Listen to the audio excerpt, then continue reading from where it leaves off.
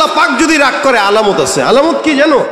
অসংখ্য আলামতের ভিতরে অন্যতম আলামত হইল বান্দার জন্য যখন যেটা দরকার ওইটা আল্লাহ দেয় না, যেটা দরকার নাই ওইটা চাপিয়ে দেয়। আমেরিকার সামর্থ্য আছে, ইন্ডিয়ার সামর্থ্য আছে, যতটুকু দরকার ততটুকু আল্লাহ পাক দিবেন, এটা আল্লাহর তরফ থেকে।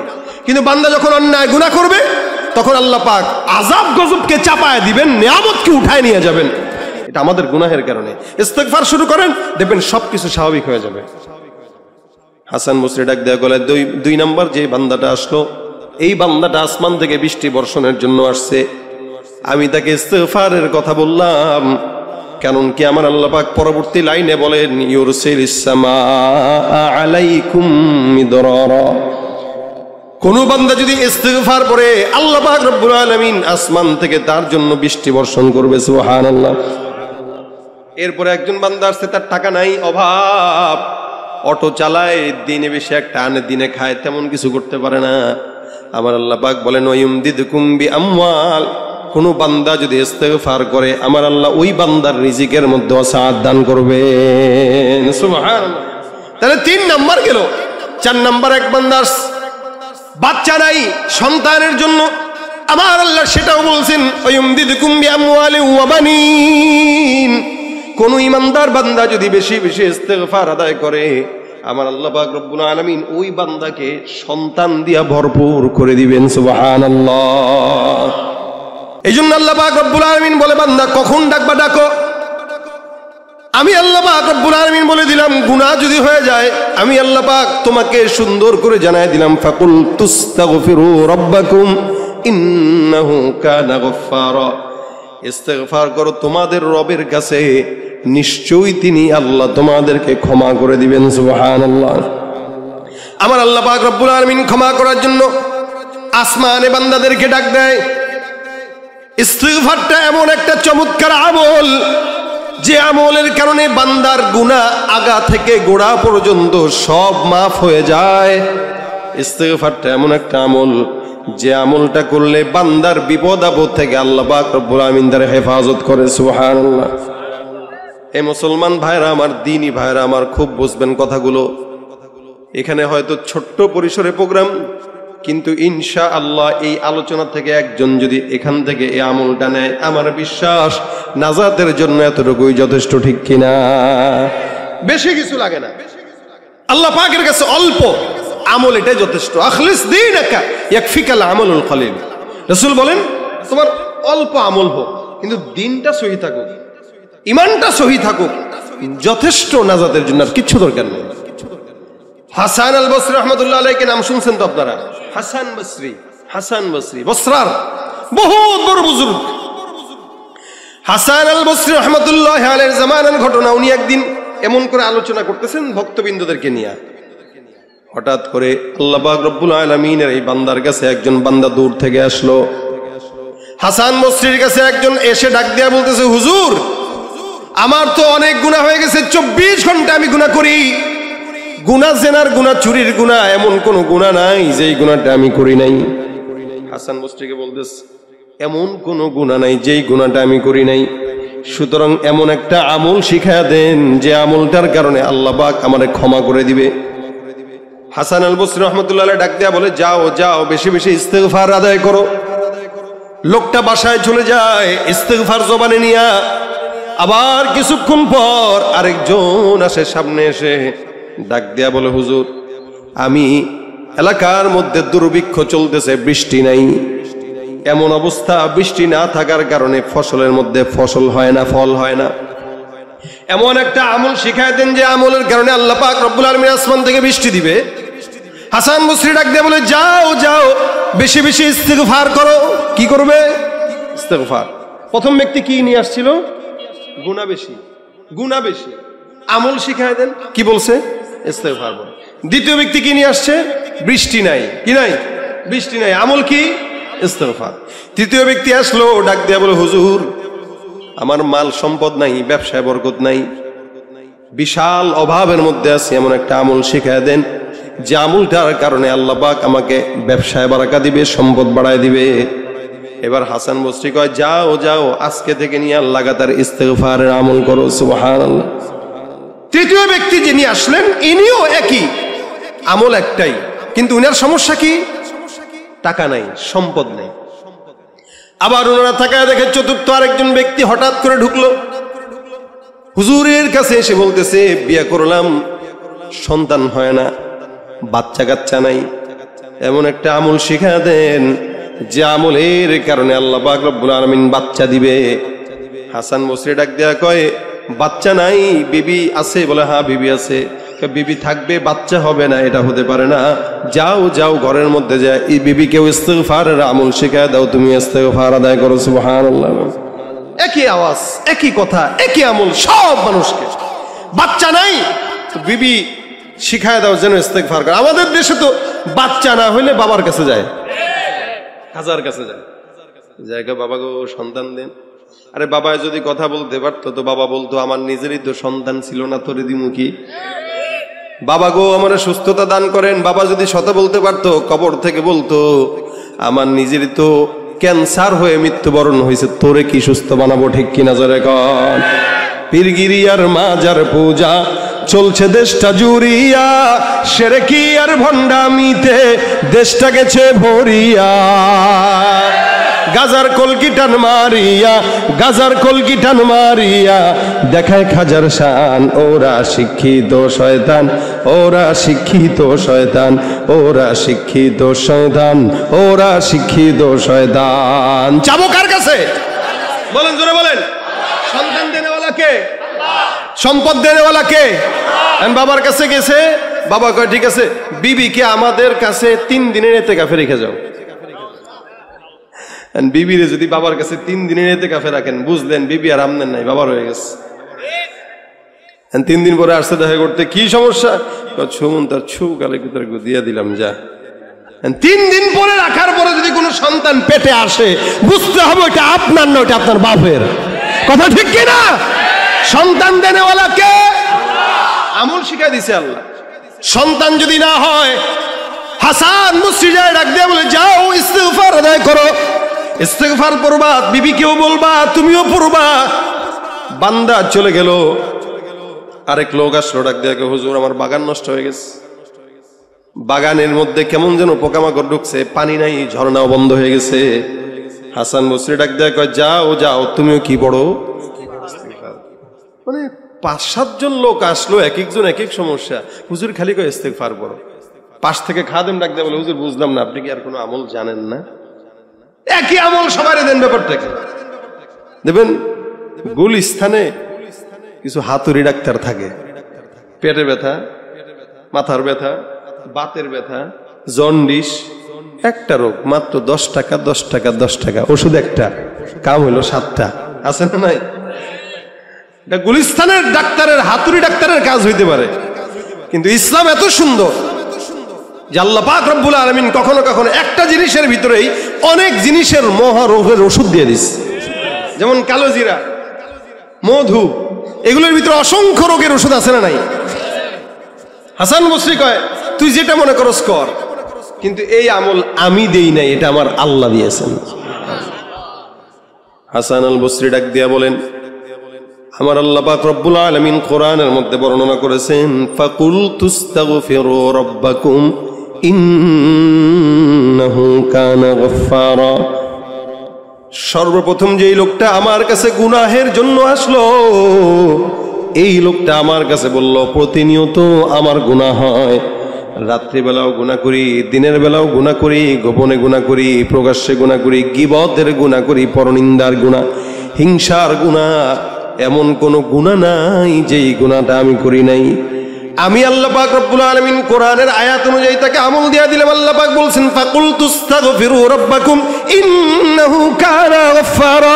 কোন বান্দা যদি ইস্তিগফার তাদের রবের কাছে করে, আমার আল্লাহ পাক ওই বান্দার সব গুনাহগুলো মাফ করে দিবেন। 2 নাম্বার, যেই বান্দাটা আমার কাছে বৃষ্টির কারণে আসলো আর বলল, হুজুর আসমান থেকে বৃষ্টি বর্ষণ হয় না, বর্তমানে আছে না? এই বৃষ্টি আছে না, শুধু আছে না, 3-4 মাস হয়ে গেছে লাগাতার পড়তেছে। আপনি আবার মনে করেন না যে আপনি বেশি ইস্তেগফারওয়ালা হয়ে গেছেন দেখে বৃষ্টি দেয়, বরং আপনি ইস্তেগফার ছেড়ে দিচ্ছেন বলে বৃষ্টি দিতেছে। নাহলে 4 মাস তো, এখন তো বৃষ্টির কথা না, কথা নেই, এখন তো বৃষ্টির কথা না, কিন্তু বৃষ্টি আসতেছে। মুসা পয়গম্বরকে একবার তার উম্মত জিজ্ঞাসা করছে, হুজুর আল্লাহ যদি রাগ করে আলামত কি? আল্লাহ যদি রাগ করে আলামত কি? আপনি কবেন আমার রাগ হলে কি করে জানেন? মোবাইল আসার মারি, এটা আপনার রাগের আলামত। আপনি বলবেন আমার বিবি রাগ করলে ঘরের কাঁচের গ্লাস ভাঙে, ছেলে এটা রাগ করলে যেটা হাতের কাছে পায় ওটা দিয়ে ফিক্কা মারে। আমি রাগ হলে কি হয় জানেন? চোখ লাল হয়ে যায়, চেহারা লাল হয়ে যায়। এটা এক একজনের এক এক রাগের আলামত। নবী মুসা বলেন আল্লাহ পাক যদি রাগ করে আলামত আছে। আলামত কি জানো? অসংখ্য আলামতের ভিতরে অন্যতম আলামত হইল বান্দার জন্য যখন যেটা দরকার ওইটা আল্লাহ দেয় না, যেটা দরকার নাই ওটা চাপিয়ে দেয়। দ্রব্যমূল্যের দাম কমা দরকার, বাড়ছে না কমছে? তার মানে এটা দরকার ছিল না, কিন্তু এটাই আল্লাহ চাপায় দিছে। এখন দরকার ছিল শীতের, কিন্তু এটা দিচ্ছেন না। বৃষ্টির দরকার নাই, এটা চাপায় দিতেছেন। বলেন তো দুনিয়ার কোন বাপের বেটার সামর্থ্য আছে বৃষ্টি বন্ধ করার? আমেরিকার সামর্থ্য আছে, ইন্ডিয়ার সামর্থ্য আছে? সবগুলো ডেকে নিয়ে আসেন না, একসঙ্গে হইলেও তো পারবে না একদিনের বৃষ্টি বন্ধ করতে। দুবাইতে বৃষ্টি, কৃত্রিম বৃষ্টি চালু করছিল গত বছর, মনে আছে নি আপনাদের? কৃত্রিম বৃষ্টি আনার চেষ্টা করছিল। আল্লাহ কয় তোরা বৃষ্টি আনবি, কতটুক বৃষ্টি আনবি দেখি আন। এখন বৃষ্টি আইনা কুলাইতে পারে না। আল্লাহ কয় কত বৃষ্টি দরকার আমি দেখাইতেছি। এমন বৃষ্টি দেওয়া দিছে বন্যায় সব ভেসে চলে গেছে। কে পারবে আল্লাহর সাথে? যতটুকু দরকার ততটুকু আল্লাহ পাক দিবেন, এটা আল্লাহর তরফ থেকে। কিন্তু বান্দা যখন অন্যায় গুনাহ করবে তখন আল্লাহ পাক আযাব গজবকে চাপায় দিবেন, নিয়ামতকে উঠায় নিয়ে যাবেন। এই যে দাম বাড়তেছে কেন? শাকসবজি কোথায় করবেন? সব জায়গায় তো পানি, নিয়ামত উঠায় নিতেছে। এটা আমাদের গুনাহের কারণে। ইস্তিগফার শুরু করেন, দেখবেন সবকিছু স্বাভাবিক হয়ে যাবে। হাসান বসরি ডাক দেয়া গলায়, দুই নাম্বার যে বান্দাটা আসলো, এই বান্দাটা আসমান থেকে বৃষ্টি বর্ষণের জন্য আসছে। আমি তাকে ইস্তিগফারের কথা বললাম, কারণ কি আমার আল্লাহ পাক পরবর্তী লাইনে বলেন ইউরসিলিস সামাআ আলাইকুম মিদরারা। কোন বান্দা যদি ইস্তিগফার করে আল্লাহ পাক রব্বুল আলামিন আসমান থেকে তার জন্য বৃষ্টি বর্ষণ করবে। সুবহানাল্লাহ। এরপরে একজন বান্দা আসছে, তার টাকা নাই, অভাব, অটো চালায়, দিনে বেশি একটা আনে দিনে খায়, তেমন কিছু করতে পারে না। আমার আল্লাহ পাক বলেন ওয়ায়ুমদিদকুম বিআমওয়াল। কোন বান্দা যদি ইস্তিগফার করে আমার আল্লাহ ওই বান্দার রিজিকের মধ্যে ওয়াসাআত দান করবেন। সুবহানাল্লাহ। তাহলে 3 নাম্বার গেল। 4 নাম্বার, এক বান্দা বাচ্চা নাই, সন্তানের জন্য আমার আল্লাহ সেটাও বলছেন ওয়ায়ুমদিদকুম বিআমওয়ালি ওয়া বানিন। কোন ইমানদার বান্দা যদি বেশি বেশি ইস্তিগফার আদায় করে আমার আল্লাহ পাক রব্বুল আলামিন ওই বান্দাকে সন্তান দিয়া ভরপুর করে দিবেন। সুবহানাল্লাহ। এখন তো সন্তান নিতেই চায় না, হবে কি আর? 2টি সন্তানের বেশি নয়, কদিন পরে কবে একটা দরকার নেই, পুরোপুরি থাক, কি ঠিক না? জন্ম নিয়ন্ত্রণ করা এগুলো হারাম। এলো ইহুদি নাসারাদের চক্রান্ত। ওরা কিন্তু ইচ্ছা মতো নেয়, একসাথে 5টা 7টা 8টা 10টা। মুসলমানদেরকে বলে না 2টা নিস, বেশি নিস না, কারণ এরা জানে এদের সংখ্যা বেশি হইলে আমাদেরকে কি লায়া কোথায় লইব। এজন্য এলাকার ভিতরে দেখবেন যারা 10 ভাই এদের একটা পাওয়ার আছে আলাদা। আমার কয়টা ভাই জানো? 10 ভাই, ওই একটা বাপরে বাপ, হিসাব করে কথা বলিস। আমার বাবারা ছিল 10 ভাই, আমরা 4 ভাই বোন। এইভাবে কমে না, দিন দিন কমতেছে। এখন তো সিজার ছাড়া বাচ্চাই হয় না, আর সিজার হওয়া মানে 2টার বেশি না, সর্বোচ্চ 3টা। 3টার পরে মহিলারা খুঁজে পাওয়া যায় না। বাবা চিন্তা করে আমার বউ দরকার, বাচ্চার চাইতে বেশি। এজন্য পেটে বাচ্চা আসলেই হাসপাতালে চলে যায়, ওখানে গেলে এমন মেডিসিন দেয় যে অটোমেটিক সিজার ছাড়া কোনো উপায় আর নাই। এগুলো হচ্ছে একটা আলাদা চক্রান্ত। এই জন্য দোয়া করবেন, আল্লাহ তুমি আমার বিবিকে নরমালে সন্তান দাও। যত সন্তান হবে রাসূল বলেছেন আমি আমার এই উম্মত গুলারে নিয়ে কিয়ামতের ময়দানে আল্লাহর কাছে গর্ব করে বলবো, আল্লাহ দেখছেন কত উম্মত আমার। সুবহানাল্লাহ। এজন্য কারো যদি সন্তান দরকার হয় চাবে কার কাছে? কি পড়বে? ইস্তিগফার। ওয়ায়ুমদিদকুম বিআমওয়ালিন ওয়া বানিনা ওয়া ইয়াজআল লাকুম জান্নাতিন ওয়া ইয়াজআল লাকুম আনহারা। ওই যে তারপরে যে বান্দাটা এসে বলছিল হুজুর আমার বাগান নষ্ট হয়ে গেছে, আমার বাগানের মধ্যে যে ঝর্ণা ছিল ঝর্ণাও নষ্ট হয়ে গেছে। আল্লাহ পাক বলেন তোমাদের জন্য জান্নাত দেওয়া হবে, অর্থাৎ জান্নাত দুনিয়ার জান্নাতও হবে, আখিরাতের জান্নাতও হবে। দুনিয়ার জান্নাতেও বাগানের মধ্যে নহর থাকবে, আবার আখিরাতেও যদি যাও ইস্তিগফারের কারণে তোমার জান্নাতের মধ্যে আল্লাহ নহর প্রবাহিত করে দিবে। সুবহানাল্লাহ। জান্নাত চাই কি চাই না? জান্নাত চির সুখেরই ঘর, জান্নাত চির সুখেরই ঘর। ওগো জানতে যদি তুমি মায়া ঘেরা রঙিন পৃথিবী নয় তো সুখের খনি। জান্নাত পাওয়ার সহজ পথ তো শহীদি মরণ, জান্নাত পাওয়ার সহজ পথ তো শহীদি মরণ। শহীদ হলে খুদার রাহে, শহীদ হলে খুদার রাহে, তবে জান্নাত পাবে তুমি মায়া ঘেরা রঙিন পৃথিবী নয় তো সুখের খনি। আল্লাহু আকবার। জান্নাতে পাবে তুমি মহান প্রভু আল্লাহর দিদার, জান্নাতে আরো পাবে তুমি নাজ নেয়ামত পর। জান্নাতে পাবে তুমি হুর গিলমান যাচবে, জান্নাতের সব নেয়ামত তোমায় স্বাগতম জানাবে। শর্ত একটাই তোমাকে দিতে হবে কুরবানি, শর্ত একটাই তোমাকে দিতে হবে কুরবানি। করতে পারো তুমি যদি, করতে পারো তুমি যদি সেই আল্লাহর গোলামি, মায়া ঘেরা রঙিন পৃথিবী নয় তো সুখের খনি। আল্লাহ আমাদের সকলকে জান্নাত দান করুক, যারা বলেন আমিন। রাসূল বলেছেন এই জন্য ইস্তিগফারটা এত বড় আমল। আল্লাহর হাবিব বলেন মান লাজিমাল ইস্তিগফার জাআলাল্লাহু লাহু মিন কুল্লি হাম্মিন ফারজা ওয়া মিন কুল্লি দিকিন মাখরাজা ওয়া ইয়ারযুকুহু মিন হাইথু লা ইয়াহতাসিব। রাসূল বলেন কেউ যদি তার জিন্দেগিকে, শুনেন, কেউ যদি তার জিন্দেগিতে ইস্তিগফারটাকে লাজেম বানায় নেয়, জরুরি বানায় নেয়, আল্লাহ পাক ওই বান্দার সব প্রকার চিন্তা, দুশ্চিন্তা, বিপদ থেকে আল্লাহ তারে মুক্তি দিবেন। সুবহানাল্লাহ। যত প্রকার দুশ্চিন্তা আছে, ঝামেলা আছে, বিপদ, মামলা মোকদ্দমা, এগুলোও দূর হয়ে যাবে। আমল কোনটা? ইস্তিগফার। মিন কুল্লি হাম্মিন ফারজ। যত প্রকার দুশ্চিন্তা আছে, মামলা মোকদ্দমা বলেন, ব্যবসা বলেন, রাজনৈতিক বলেন, অন্যান্য আনুষঙ্গিক বলেন, সব প্রকার দুশ্চিন্তার আসানকারী আমল হইল ইস্তিগফার। মান লাজিমাল ইস্তিগফার। অবশ্যই ইস্তিগফারকে লাজিম বানাইতে হবে। 2 নম্বর, সমস্ত প্রকার কণ্টক রাস্তা যেগুলো আছে, কাঁটাযুক্ত রাস্তা, কঠিন রাস্তা, আল্লাহ পাক দূর করে দিবেন। এরপরে কি? ওয়ারযুকুহু মিন হাইথু লা ইয়াহতাসিব। এমন জায়গা থেকে রিজিকের ফয়সালা করবে কল্পনাও করতে পারবেন না, কল্পনাও করতে পারবেন না। অর্থাৎ রিজিকের ওসাত দান করবেন। আমল কি? ইস্তিগফার। এজন্য হাতের কাজ আছে, পায়ের কাজ আছে, জবানের তো কাজ থাকে না। জবানের একটা কাজ বানায় নেব, আস্তাগফিরুল্লাহ বলেন, আস্তাগফিরুল্লাহ।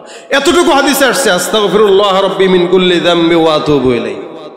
এতটুকু যদি পড়তে না পারেন, শুধু ইস্তিগফার, আস্তাগফিরুল্লাহ আস্তাগফিরুল্লাহ আস্তাগফিরুল্লাহ। একসাথে 10 জন বসে আছেন, কেউ গীবত করতেছে, আপনি জোরে বলে ফেলবেন আস্তাগফিরুল্লাহ। এখন পাশ থেকে আরেকজন বলবে, দেখছুনি ভিজা দরবেশ, আমরা একটা আলোচনা করতেছি, হ্যাঁ আস্তাগফিরুল্লাহ কয়। এবার তুই তো আলোচনা না, তুই তো বেটা আলু চনা করতেছিস। আলু চনা বুঝেন না? গরুর চনা যে আছে না, এই চনার আলোচনা করি আর কি। আমরা গীবত শিকায়েত করে নিজের যত আমল আছে নষ্ট করি। আর একজন ইস্তেগফার করলে এটা দোষ দিয়ে ভিজা দরবেশ, ইস্তেগফার করতেছ, আমল মনে হয় আমরা করি না, জিকির মনে হয় আমিও করি না, হে একাই করে। তুই জিকির করলে আরেকজন জিকির করলে তোর তো ভালো লাগবে, খারাপ লাগে কেন? তুই যদি জিকির করতে, ইস্তেগফার করতে, আরেকজন জিকিরওয়ালা দেখলে তোর দিলে শান্তি লাগতো। যেটা আরেকজন জিকিরওয়ালা দেখার পরে খারাপ লাগতেছে, টিটকারি করতেছস, তার মানে তুই জিকির করস না, তুই জিকিরের নামে ভণ্ডামি করস, শয়তানি করস। এজন্য 10 জন একসঙ্গে বসলেন, গীবত হইল, ইস্তেগফার করবেন। হয়তো একজন আপনার পাশে আপনার ইস্তেগফার শুনে সেও ইস্তেগফার করলো। আজীবন কি গুনাহ করব আমরা? মানুষ তো হইতে হবে, জান্নাতের রাস্তায় তো চলতে হবে, এই যে গুনাহ তো হবেই। বাস বসে আছি, বাজার করতেছি, ব্যবসায় বসে আছি, গাড়ি চালাইতেছি, আস্তাগফিরুল্লাহ আস্তাগফিরুল্লাহ আস্তাগফিরুল্লাহ আস্তাগফিরুল্লাহ। বিবিকে শিখাই দিবেন, মাকে শিখাই দিবেন, সন্তানকে শিখাই দিবেন। ঘরের ভিতরে ঢুকবেন, ইস্তেগফার পড়বেন, বেরোবেন, ইস্তেগফার পড়বেন। বাচ্চাদের সামনে বেশি বেশি ইস্তেগফার পড়বেন, তাহলে বাচ্চা বুঝবে যে আমার বাবা সবসময় ইস্তেগফার পড়ে। এটা এমন একটা আমল ভাই, হার বিপদে আপনাকে আসান করবে।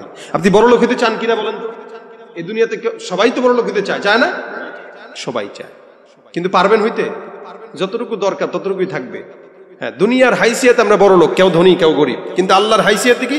ওয়ান্তুমুল ফুকারাউ ইলাল্লাহ, তোমরা সব আল্লাহর কাছে ফকিন্নি। কে বলছে এটা?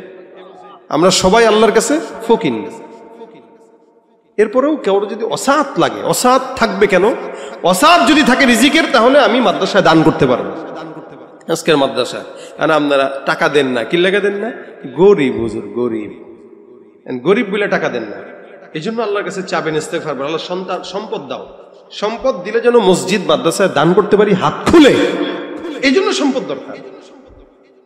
সম্পদ সিনেমা হলে যাওয়ার জন্য চাই না, সম্পদ নারীর পিছনে ব্যয় করার জন্য চাই না, আল্লাহর রাস্তায় ব্যয় করার জন্য চাই। এটা হবে আল্লাহর কাছে চাওয়া। এই জন্য বেশি বেশি সম্পদ চান, ইস্তেগফার করেন। চাকরি হয় না, ইস্তেগফার করেন। বিবি কথা শুনে না, ইস্তেগফার করেন। যত প্রকার ঝামেলা আছে সবকিছুর ঝামেলার আসানকারী আমল হইল ইস্তেগফার। আচ্ছা বলেন তো, এই যে আজকে যে কথাগুলা বললাম, এই কথাগুলা কি আপনারা বুঝতে পারছেন? হ্যাঁ, বুঝতে পারছেন তো ইনশাআল্লাহ? যদি বুঝে থাকেন, আমি সহনিয়ত করব আজকে থেকে যখন সময় হবে প্রতিদিন কমাস কম 500 বার পড়বেন। রাজি আছেন? আচ্ছা, পড়তে কি খুব বেশি সময় লাগে ভাই? আপনি 5 ওয়াক্ত নামাজের পরে 100 বার করে পড়েন, 500 বার। আপনি গুনে গুনে পড়েন না। 100 বার পড়তে আপনার সর্বোচ্চ 5 মিনিটে বেশি লাগবে না, সর্বোচ্চ 5 মিনিট লাগবে। আপনি সারা দিন কত ফেসবুকে ঘন্টার পর ঘন্টা সময় দিলেন, 5টা মিনিট আল্লাহকে দেন নিজের জন্য। 5টা মিনিট যদি আল্লাহকে নিজের জন্য দেন, ইস্তেগফারের কারণে আল্লাহ পাক আপনাকে ইমানদার বানায়া কবরে নিবে, না নিবে না? 5টা মিনিট দেন। 5 ওয়াক্ত নামাজের পর 5 মিনিট করে 25 মিনিট, একসঙ্গে করলে 25 মিনিটও লাগবে না, 15 মিনিটেই হয়ে যাবে। আপনি যদি প্রতি নামাজের পরে 100 বার করে পড়েন, দৈনিক 500 বার। রাসূল সাল্লাল্লাহু আলাইহি ওয়াসাল্লাম নিজে বলেন, আমি প্রতিদিন 100 বার করে ইস্তেগফার করতাম। রাসূল বলেন, আল্লাহর নবী যেখানে 100 বার পড়ছেন, সেখানে আমাদের 1 কোটি বার পড়া দরকার। সেখানে আমরা পড়ি কয়বার? একবারও না। এই জন্য ঘুমের আগে, যে বাসায় যাবেন, ঘুমের আগে ইস্তেগফার করে ঘুমান। যদি ঘুমের ভিতরে হায়াত শেষ হয়েও যায়, ইনশাআল্লাহ তওবার হায়াত নসিব হবে, তওবার মৌত নসিব হয়ে যাবে ইনশাআল্লাহ। ঘুম আসতেছে না, আস্তাগফিরুল্লাহ আস্তাগফিরুল্লাহ আস্তাগফিরুল্লাহ আস্তাগফিরুল্লাহ, বাস ঘুমায় যান। আবার ঘুম থেকে উঠছেন, যখন মনে হয় ইস্তেগফার পড়েন। কারা কারা রাজি আছি পড়বো? নিয়ত করে ইনশাআল্লাহ। ভাই, এটা কি হাত এমনি তুললেন না নিয়ত করছেন? আলহামদুলিল্লাহ, হাত নামান। রাসূল বলেন, মান হাম্মা বিহাসানাতিন ফালাহু কাতাবাল্লাহু লাহু হাসানাতান কামিলা। রাসূল বলেন, এই যে নিয়তটা করলেন না, আপনার হাতটা তুললেন যে, আল্লাহর নবী বলেন, কেউ যদি নিয়ত করে ভালো কোনো কাজের, তো আল্লাহ পাক রব্বুল আলামিন তার নিয়তের বরকতেই তাকে একটা সওয়াব লিখে দিবেন। এই যে আপনারা নিয়ত করে হাতটা উঠাইলেন, যে এই নিয়তের বরকতেই আল্লাহ পাক রব্বুল আলামিন আপনাদেরকে একটা নেকি অলরেডি দিয়ে দিয়েছেন। সুবহানাল্লাহ। আপনারা যদিও পড়েন নাই, কিন্তু নিয়ত করার কারণে একটা নেকি হয়ে গেছে। যদি পড়েন তাহলে কি হবে? বলে, তাহলে তাকে 10 গুণ থেকে 700 গুণ পর্যন্ত বেশি সওয়াব দান করবেন। সুবহানাল্লাহ, আলহামদুলিল্লাহ। তাহলে প্রত্যেকটা নিয়তেও আল্লাহ পাকের পক্ষ থেকে আমাদের জন্য ইনাম আছে। আবার যদি পালন করি তাহলেও পুরস্কার আছে। আল্লাহ যেন আজকের এই মাহফিল থেকে 10 জন যদি এই নিয়তটা করে, আমার বিশ্বাস আজকের এই মাহফিল কামিয়াব। এই জন্য শেষমেশ আমরা সবাই নিয়ত করব, যতক্ষণ সময় আছে হাতে, মুখে, জবানে ইস্তেগফার করব। অল্প শব্দ, ছোট্ট শব্দ, গাল ব্যথাও হবে না, কষ্টও লাগবে না। আল্লাহ আমি বলনেওয়ালাকে আগে আমল করার তৌফিক দিক, তারপর আপনাদেরকে দেব।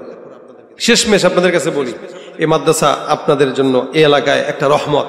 এখানে দ্বীনি প্রতিষ্ঠান, বাচ্চারা পড়ে, আপনাদের ছেলেরা পড়ে, আপনাদের সন্তানরাই পড়ে। আপনাদের শেষমেশ যদি কেউ এরকম থাকেন, গুনাহ মাফের জন্য আল্লাহর কাছে কিছু সদকা করবেন। গুনাহ মাফের জন্য কিছু সদকাও মাঝে মাঝে করা লাগে, যে আমি এই সদকাটা করলাম, এই সদকার উসিলায় যেন আমার গুনাহ মাফ হয়, এই সদকার উসিলায় যেন বিপদ দূর হয়। এরকম শেষমেশ যদি কেউ থাকেন, এই মাদ্রাসার জন্য কিছু সাদাকা করবেন। একটু আমি দেখতে চাই কিছু মানুষকে, যে মাদ্রাসার জন্য সাদাকা করবেন, অথবা ভিতর থেকে কিছু আমাদের মাদ্রাসার ছেলেরা উঠে যাবে, আপনাদের যার যতটুকু সামর্থ্য আছে আপনারা একটু মাদ্রাসার জন্য দান করবেন। প্রতিষ্ঠান আপনাদের দিবেনও আপনারা, পড়াবেনও আপনাদের সন্তানদেরকে টাকা দিয়ে নয়, সন্তানদেরকে দিয়ে, বাচ্চাকে দিয়ে, আপনার ছেলেকে দিয়ে এই মাদ্রাসায় সহযোগিতা করবেন ইনশাআল্লাহ। রাজি আছেন আপনারা? অন্তত বিরোধিতা করা যাবে না। প্রত্যেকটা ভাইকে বলতেছি, এলাকায় এটা একটা হকের বাতি, এই জায়গার বিরোধিতা আপনারা করবেন না। দিতে পারেন বা না পারেন, বিরোধিতা করা যাবে না। দ্বীনি প্রতিষ্ঠান, মসজিদ, মাদ্রাসার বিরোধিতা যারা করে এরা হচ্ছে আল্লাহর কোরআনের কথা অনুযায়ী অবৈধ সন্তান। এই জন্য প্রতিষ্ঠানের সহযোগিতা করতে পারি বা না পারি, বিরোধিতা করব না ইনশাআল্লাহ। আল্লাহ পাক আমাদের সকলকে তৌফিক দান করুক। মাঠে কি কেউ গেছে? আপনার কালেকশন হয়েছে? কিছু ভাইরা ভিতরে চলে যায়, মাদ্রাসার ছেলেরা থাকলে ভিতরে ঢুকে যাও। 10 টাকা হইলেও আপনারা দান করেন, 10টা টাকা হইলেও আপনারা দান করেন, যতটুকু সামর্থ্য হয়। বাস 5-10 টাকা হাতে হাতে করে নিয়ে নেন, 5-10 টাকা। সবাই মিলে একটা গজল গাবো আমরা ইনশাআল্লাহ। রাজি আছি? সবাই মিলে আওয়াজ দিয়ে আমরা গজল গাবো। তবে তার আগে 5 টাকা, 10 টাকা, 20 টাকা করে যার যতটুকু সামর্থ্য হয় একটু দান করেন। মিনিমাম 100 টাকা হলে দেন না, মিনিমাম 100 টাকা করে, হ্যাঁ দেন। এরপরে আপনাদেরকে শুনবো। কি শুনবেন আপনারা বলেন? আসবে মহাকাল, মহাকালের জন্য তৈয়ার আসুনি? হ্যাঁ, তৈয়ার থাকলে দাঁড়িয়ে রাখতে হবে, নামাজও পড়তে হবে ইনশাআল্লাহ। ওই মাহদির সৈন্যরা গর্জে ওঠো, শহীদি তামান্না বুকে নিয়ে, সুফিয়ানি মতবাদ রুখতে হলে এখন থেকেই থাকো তৈরি হয়ে। আসবে মহাকাল, রুখতে হবে দাজ্জাল। আসবে মহাকাল, রুখতে হবে। যার এক হাতে থাকবে জান্নাত, এক হাতে থাকবে জাহান্নাম। মানুষকে বলবে ডেকে ডেকে, আমি তো তোমাদের খোদা মহান। যার দিলে থাকবে ঈমান, হবে না তো সে বেঈমান। মুমিন বলবে ডেকে ঈমান নিয়ে, বুকে নিশ্চিত তুই দাজ্জাল। আসবে মহাকাল, রুখতে হবে। আসবে মহাকাল, রুখতে হবে। আজ বিশ্বের চারিদিকে মুমিন মরছে ধুকে, একটু কি দিলে দয়া হয় না? ওরে কাপুরুষ ঘরে বসে ভাবছো হিসাব কষে, এখনো তো সময় হলো না। মুমিনেরা হয়ে যাবে মজলুম, গাজওয়ায়ে হিন্দ ভাঙাবে ঘুম। পদে পদে আসবে মুসিবত, চারিদিকে পড়বে পাপের ধুম। মূর্খরা গড়বে সমাজ, উঠে যাবে ইলেমোলাজ। আসবে কিয়ামত, রুখতে মুসিবত, হাঁকছে আজান বেলাল। আসবে মহাকাল, রুখতে হবে দাজ্জাল। আসবে মহাকাল, রুখতে হবে। আমি এই গজলটা লেখার কারণে আমার নাম লিস্টে দিয়েছিল, যে আমি এটা লিখছি সে হইল জঙ্গি। যারা আমার নামে লিস্টি করছে এদের বিসি আর খুঁজে পাওয়া যায় নাই, শেষ। কলা পাতায় শুয়ে শুয়ে বলাইছে, কি ঠিক না? এজন্য ইসলাম টিকে থাকবে, মুসলমান টিকে থাকবে, বেঈমানেরা পালাইতে বাধ্য হবে, ঠিক কিনা জোরে কোন?